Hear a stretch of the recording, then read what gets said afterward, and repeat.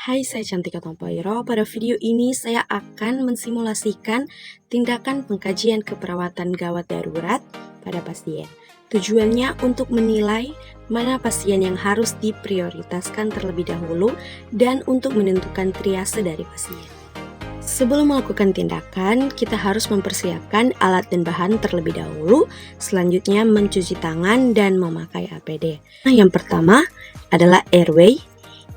Yang dilakukan adalah pastikan tingkat kesadaran dari pasien dengan menepuk punggung pasien dan menanyakan namanya. Nah, apabila pasien mampu menjawab dengan jawaban yang nyambung dan jelas, berarti airway-nya berjalan atau jalan napasnya clear atau bersih, tidak ada sumbatan.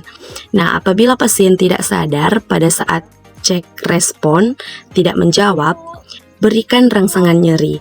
Nah, jika rangsangan nyeri tidak ada respon, berarti pasien tidak sadar. Maka harus dilakukan yaitu membuka jalan napas pasien. Untuk pasien yang tidak sadar ada dua.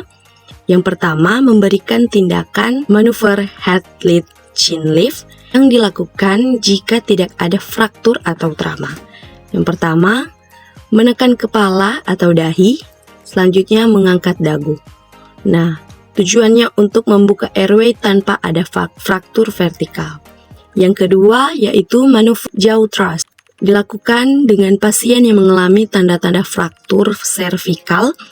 Tanda-tandanya di antara lain ada jejas dari klavikula ke atas, adanya multiple trauma, biomekanika mendukung, contohnya riwayat pasien jatuh dari ketinggian dan pasien mengalami penurunan kesadaran. Nah, jaw thrust dapat dilakukan dengan 3 jari di rahang pasien, jari telunjuk di bawah dagu, lalu ibu jari menekan rahang ke bawah.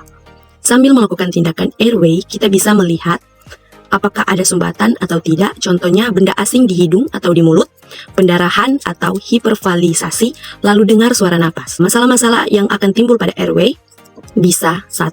Obstruktif total, yang dimana tidak bisa bernapas, kemungkinan ada benda asing di mulut, maka harus dikeluarkan. Selanjutnya, obstruksi parsial. Apabila ada darah, dahak atau cairan pada saluran pernapasan dan menimbulkan bunyi garling atau seperti berkumur, snoring jika lidah jatuh ke belakang, dan crowing ada udem pada saluran pernapasan. Selanjutnya kita masuk dalam pengkajian breathing yang terkait dengan pernapasan dan pola napas. Dengan pemeriksaan bagian dinding pasien dengan 4 hal pemeriksaan antara lain inspeksi, palpasi, auskultasi, dan perkusi.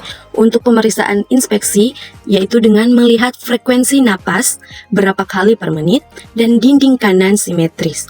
Melihat jejas, lihat sianosis karena kekurangan oksigen, misalnya dapat dilihat dari cuping hidung, bibir, daun telinga, dan kuku pasien. Selanjutnya untuk pemeriksaan palpasi dapat dilakukan dengan pemeriksaan dari ekstremitas atas dan ekstremitas bawah. Lihat respon pasien meringis atau tidak, lihat ada nyeri atau patahan tulang rusuk atau tidak. Selanjutnya auskultasi dengan menggunakan stetoskop, memeriksa ekspirasi dan disparium intrakosta, bandingkan kanan dan kiri dari upper dan lower, bisa mendengar suara paru apakah normal atau tidak. Selanjutnya pemeriksaan perkusi untuk mengetahui cairan atau massa atau udara yang berlebihan pada paru-paru. Sekarang kita masuk dalam pemeriksaan circulation, yaitu dengan mengecek nadi, dengan mengukur tekanan darah, berapa tekanan darah yang ada pada pasien, sambil mengukur tekanan darah, sambil mengecek nadi. Selanjutnya, mengecek CRT atau capillary refill time, ditekan apabila kurang dari atau lebih dari 2 detik. Dan selanjutnya, pengkajian untuk pendarahan, pemeriksaan ekstremitas atas dan bawah, apakah terdapat pendarahan atau tidak. Tindakan selanjutnya yaitu catat hasil pemeriksaan sebagai dokumentasi pada format pengkajian, lepas APD, dan cuci tangan pakai sabun atau antiseptik. Demikianlah video yang dapat saya bagikan, kiranya bisa menambahkan pengetahuan untuk kita semua. Untuk itu, saya Cantik Tompo Wiro pamit undur diri. Sampai jumpa.